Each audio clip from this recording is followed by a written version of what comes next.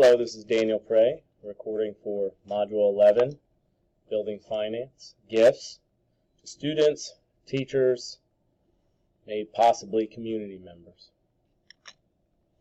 Let's take a look at what is a gift. You can see that we typically think of a gift as giving to someone, maybe a good or a service. In this case, we're going to use school funds. And the one textbook reference was something to remember is if you buy something for the school, if you buy something for a person, does the item leave the school when the teacher transfers or is terminated? That's how you know it's a gift. If it stays here, then it's not a gift. And we'd be using a different fund for that.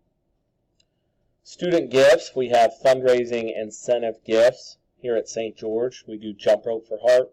We also do Pennies for Patients. These are funds, these are gifts that are provided to the students with those fundraising dollars. We wouldn't go into a general fund or anything for those. We'd use the fundraising dollars. Jump Rope for Heart usually does balls or jump ropes or little incentives to get the kids earning the different levels of money. We also have achievement gifts. For me personally, this would be a wrestling one that I would use my wrestling fund for. Or you may use a general fund for this also. It doesn't have to be just sports related. It could be AR, AM, anything where we're recognizing a student and honoring a student's achievement. You should also, we'll talk a little bit later about what the dollar amount should be on this. Teachers and staff, gifts that we may get them. At St. George, we have a special occasions fund.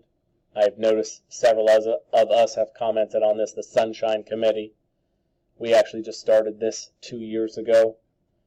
I'm going to talk to them about having dues to that also. I thought that was a good point one of us made in this class. But special occasions are funerals, weddings, somebody gets sick, that we can provide through that fund, and that should be separate from the general fund.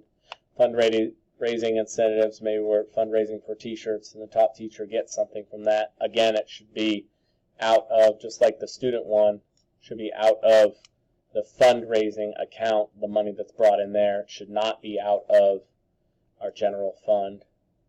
And then for all staff, should be paid for with the staff, maybe the vending machine, or I know at St. George we have a pop refrigerator. It costs us 50 cents for a pop, and then all that money goes into a pot. So that's something that could be also thought of when we're giving all the staff a gift. Important things to remember, and this has to do with everything. Gifts should be low in dollar value. We definitely should not be giving cash, as the text alluded to, is taxable income. I think about several years ago, the district of Rock Creek gave $100 bills out as bonuses. So I'm sure they got some way around that no cash value. And then at the end of the day, you always want to think about what does the public eye think about this, or what could they say about this. So if you're singling that out a teacher and you're giving this, not only this big award, but you're attaching a bunch of things to it also, what does the public eye, what would they say about that? We always need to keep that in mind in the back of our heads. So concludes our Module 11 on gifts. Thank you. Have a good day.